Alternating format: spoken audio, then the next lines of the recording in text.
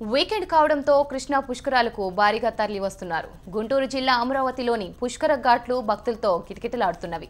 కుటుంబ సభ్యులు భారీగా తరలివచ్చి పుణ్య స్నానాలు చేస్తున్నారు. అనంతరం కృష్ణమ్మకు భక్తి శ్రద్ధలతో ప్రత్యేక పూజలు నిర్వహిస్తున్నారు.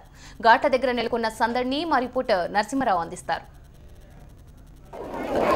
అమరావతి ఘాట్ దగ్గర ఉన్నాం. అమరావతి పుష్కరాల శోభ నెలకొంది. అంతేకాకుండా కూడా భక్తులు పెద్ద ఎత్తున కూడా పుష్కర స్నానం ఆచరించేందుకు తరలి వస్తున్నారు. నిన్న మొదటి రోజు భక్తులు అంతంత మాత్రం కనిపించినప్పటికీ ఈరోజు రెండో రోజు పుష్కర స్నానం ఆచరించేందుకు చిన్న పెద్ద తేడా లేకుండా కూడా పెద్ద ఎత్తున భక్తులు స్నానం ఆచరించేందుకు తరలి వస్తున్నట్టు మనం చూడొచ్చు. ప్రత్యక్షంగా ఈ అమరావతి ఘాటు ఏదైతే ఉందో ఇది ధరణికోట నుంచి అమరావతి వరకు దాదాపు 1.3 కిలోమీటర్ల పొడవు కూడా ఈ ఘాటు ఉన్నట్టు మనం చెప్పుకోవచ్చు. అంతేకాకుండా కూడా ఇప్పుడు ఇక చూస్తుంటే కూడా పెద్ద ఎత్తున కూడా భక్తులు తరలి వస్తున్నారు.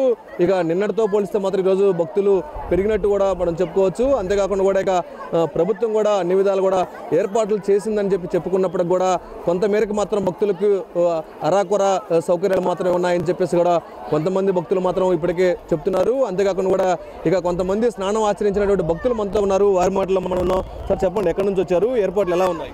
సార్, గుంటూరు నుంచి వచ్చాం. ఏర్పాట్లన్నీ చాలా బాగున్నాయి. మన చంద్రబాబు నాయుడు గారి ఆధ్వర్యంలో జరుగుతున్న ఈ ఏర్పాట్లు చాలా బెస్ట్గా ఉన్నాయి. ప్రతి భక్తుడికి సౌకర్యం కల్పిస్తూ చాలా సుభిక్షంగా మా అందరికీ ఎంతో ఆనందంగా ఉంది. ఇది రెండో రోజు, ఇంకా మళ్ళీ ఇంకోసారి రావాలని అనిపిస్తుంది. చాలా ఆధ్యాత్మికంగా కూడా వాతావరణం ఉంది. ఇక్కడ చాలా ఆనందంగా ఉంది మాకు. చెప్పండి, అంటే ఏంటి పుష్కరాల యొక్క ప్రాధాన్యత ఏంటి, ప్రత్యేకత ఏంటి? నేను బెంగళూరు నుంచి వచ్చాను. పుష్కరాల కోసం వచ్చాను. చాలా బాగా ఏర్పాట్లు ఉన్నాయి. అదే 12 సంవత్సరాలకు ఒకసారి వస్తుంది పుష్కరాలు. దానికోసం చాలా అరేంజ్మెంట్ కూడా చాలా బాగుంది. Okay, thank you. మరికొంతమంది చెప్పండి, మీరు ఎక్కడి నుంచి వచ్చారమ్మా? ఏర్పాట్లు ఎలా? గుంటూరు నుంచి. నేను గుంటూరు నుంచి వచ్చాను, కానీ ఇక్కడ అరేంజ్మెంట్ చాలా బాగుంది.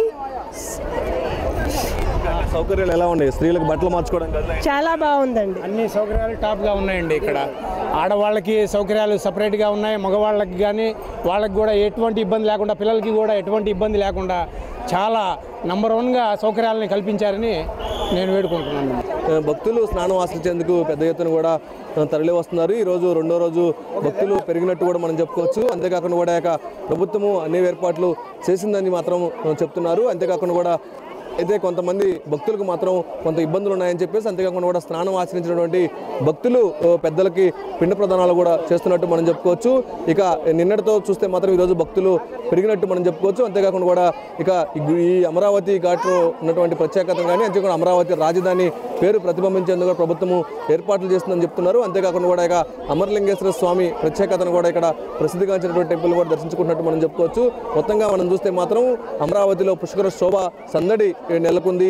భక్తులు నిన్నటితో కంటే కూడా ఈరోజు ఇంకా పెరిగినట్టు మనం చెప్పుకోవచ్చు. ఇది ప్రస్తుతం మనం చూసుకుంటే అమరావతి ఘాటు పైన గురించి ఘాటు ప్రత్యేకత. కెమెరామెన్ శంకర్తో నరసింహారావు, HM TV, అమరావతి.